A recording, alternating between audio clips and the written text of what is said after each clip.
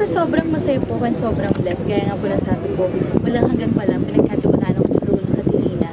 Sobrang big deal na po sa akin. And eto, masundan pa ng susunod ng proyekto. Sobrang happy, unexplainable na happiness. May pressure on your part. Kasi syempre naging successful yung pagtanggap sa tao. Sa pambala niya ni Coco Martin. Now being fair with Siyempre for me, yung pressure, natural at normal po yun na nararamdaman ko. And kailangan kong matakot kung hindi ko nararamdaman yung pressure na yun. And as of now, nararamdaman ko pa rin yung pressure. Siyempre, ito panibagong kasama, panibagong storyline yung tatakbo yung storya. So, ayun, ang daming pressure. Pero more on excited.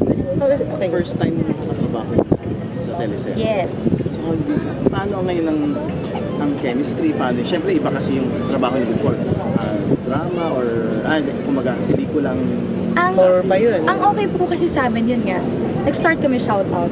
Like, super fun, age namin, teens, and then nag-move kami sa movie, sa Strangers. So, medyo ano na namin yung isa't isa na, iba yung mga parang atake namin sa isa't isa.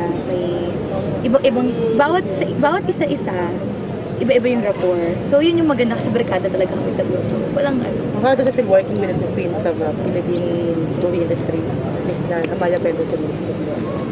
Masaya. Para siyang dream come true. Kasi masarap maging katrabaho yung mga veterans. Kasi hindi lang siya kada show. Kada bawat eksena, natututo ka.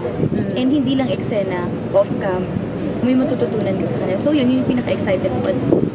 Nilulook forward. Ayan mga kapamilya, abangan niyo po ang pagsasama po namin tatlo nila. Enrique Hill at Enchong D. Muling buksan ang puso. Malapit na malapit na.